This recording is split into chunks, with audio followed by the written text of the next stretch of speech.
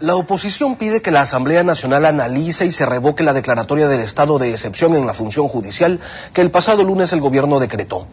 ¿Qué es lo que los motiva? Es lo primero que le consultamos a Nivia Vélez, asambleísta municipalista. Licenciada Vélez, buenos días. Buenos días, mi saludo a usted y a quienes nos escuchan. Miren, nosotros creemos que es importante dar paso a un cambio, una transformación estructural, como se ha dicho, de la justicia, pero no consideramos que para ello era necesario acudir a decretar un estado de excepción. Era suficiente, como usted lo ha dicho en su comentario, acudir a la ley de contratación pública o a un estado de emergencia con el cual se ha mantenido este país.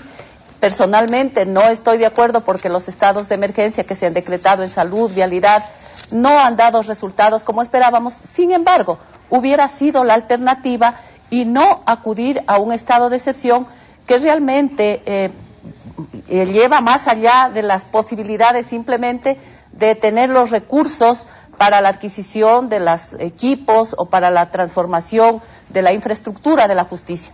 Por eso es que nosotros hemos planteado que se cambie el orden del día y que se debata al interior de la Asamblea qué significa este estado de excepción y qué implicaciones tiene.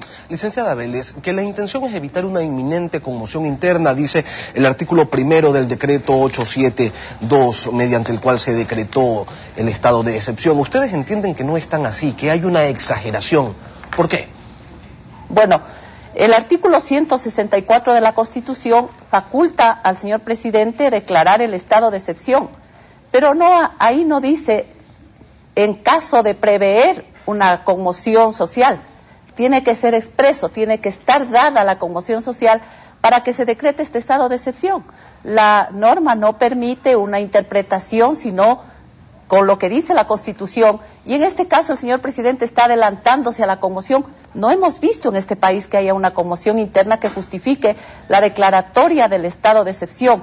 Lo que nosotros podemos ver es que se quiere tener discrecionalidad para hacer y deshacer con la justicia. Si bien el pueblo ecuatoriano respaldó el pedido que hizo el señor presidente a través de la consulta para cambiar la justicia, y estamos de acuerdo en ello, no creemos que se le dio luz verde para que pueda nombrarse a dedo a los jueces. Creemos que este país necesita que se transparente la justicia y para eso necesitamos gente idónea, que no esté alineada a la oposición, que no esté alineada al gobiernismo, que sean profesionales que vayan a responder con mucha capacidad a este cambio que el pueblo está demandando. Por eso creemos que la intención es tomarse la justicia, porque el señor presidente tiene muchos casos, como el 30 de septiembre, como el propio caso del Universo, que son de su interés y que necesita el control absoluto de la justicia. Otro de los objetivos, según el decreto, es el de liberar recursos. 600 millones se necesitarían de aquí hasta el 2016, más o menos, según el presidente Correa, para mejorar la función judicial.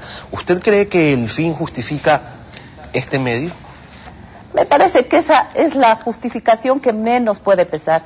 El señor presidente, en otros casos, como ya he citado, salud, vialidad, ha acudido a los estados de emergencia y con la ley de contratación pública ha podido disponer de los recursos sin que esos sean sujetos de control y sean entregados inmediatamente. Habían otros mecanismos, además que quiero decirle a usted que no creo que la compra de computadoras o el cambio de un sistema informático puedan cambiar la justicia en este país. Me alegro que se hayan tomado medidas de ajustar los tiempos de los servidores judiciales, que se tomen correctivos, pero realmente esos no son los temas de fondo, esos no son los mecanismos para cambiar los problemas verdaderos que existen en esta justicia y que son problemas estructurales. Y para hacerlo tampoco era necesario decretar un estado de excepción, ni siquiera para liberar recursos. Con voluntad política se supone que es suficiente. Era suficiente. Por eso nosotros aspiramos a que el día martes podamos contar con los votos suficientes para que se analice. Yo creo que inclusive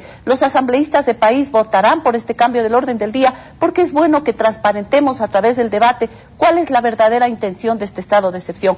Si se demuestra que la intención es efectivamente solamente un cambio en la justicia, bueno, está bien, pero vamos ahí a debatir y vamos a tomar una decisión sobre qué debe ocurrir con el estado de excepción. 63 firmas necesitan ustedes para solicitar este cambio en el orden del día. no presentaron, la primera solicitud que ustedes presentaron no estuvo acompañada de estas firmas. El presidente de la Asamblea ha dicho que no le va a dar trámite. Mire, nosotros pedimos un cambio del orden del día. La ley establece que para solicitar un cambio del orden del día, suficiente el 5% de los asambleístas. Acompañamos de ese 5% la solicitud de cambio del orden del día.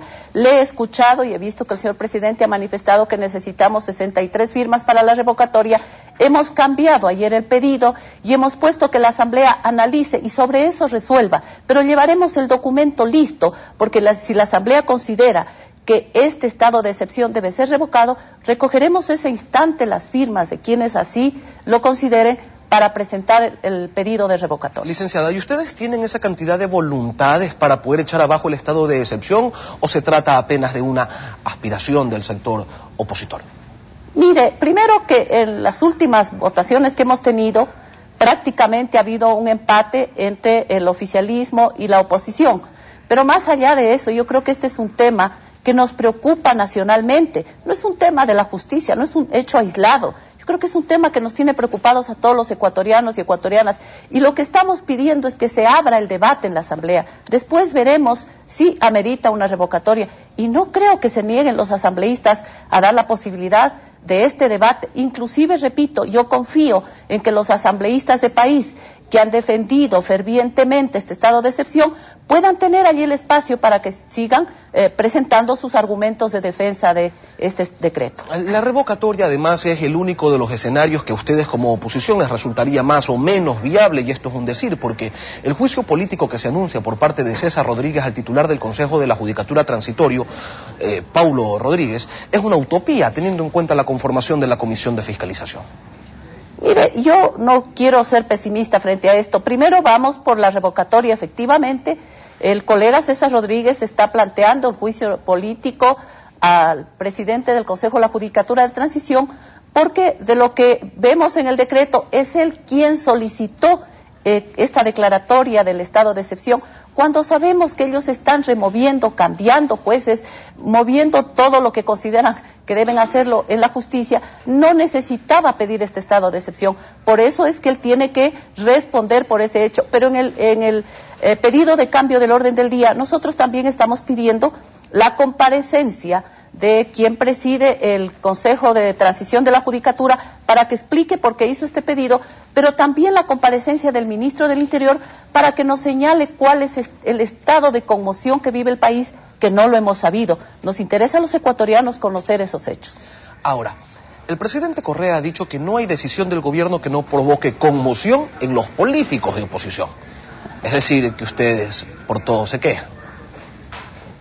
Mire, pero si el señor presidente tomara las decisiones adecuadas en todo lo que ha venido pasando en el Consejo de la Judicatura, creo que nadie hemos reclamado. El pueblo les dio una facultad, dio la posibilidad de que se nombre este Consejo de Transición. Por lo menos hemos sido muy respetuosos de los pasos que han venido dando, del cronograma que vienen cumpliendo, y que a propósito lo estamos pidiendo también para conocer cuál es ese cronograma y ese cambio de ese plan de cambio de la justicia. En eso nosotros no nos hemos opuesto, por lo menos yo he apoyado y creo que debe ser así. Pero cuando ya se dan estos excesos, yo sí creo que la única conmoción que existe en este país precisamente es la que la genera el señor presidente. Usted no solo plantea la revocatoria de este estado de excepción, sino además el inicio de una investigación que determine las responsabilidades que genera la intervención del Poder Ejecutivo en el Legislativo, así como la vulneración de derechos fundamentales de los ciudadanos. Licenciada, ¿qué responsabilidades identifica usted y qué derechos se vulneran? Bueno, al pretender a través de este decreto tomar el control de la justicia, pero además, si usted revisa el decreto, en el último artículo se establece con claridad la injerencia del Ministerio de Justicia en la función judicial. Yo creo que tienen que las personas que pidieron esta intervención, esta superposición de funciones, tienen que responderle al Pleno de la Asamblea y tiene que investigarse cuáles son las verdaderas intenciones al haber planteado este estado de excepción. Ya basta de que en este país tomemos decisiones, emitamos decretos, decretemos emergencias sin responsabilidad. Tenemos que aprender también a que hay que asumir las responsabilidades cuando pedimos, por ejemplo, como ha pedido el señor ingeniero Rodríguez, esta declaratoria de estado de excepción. Queremos agradecer la presencia de la licenciada Nivia Vélez, quien nos ha acompañado esta mañana.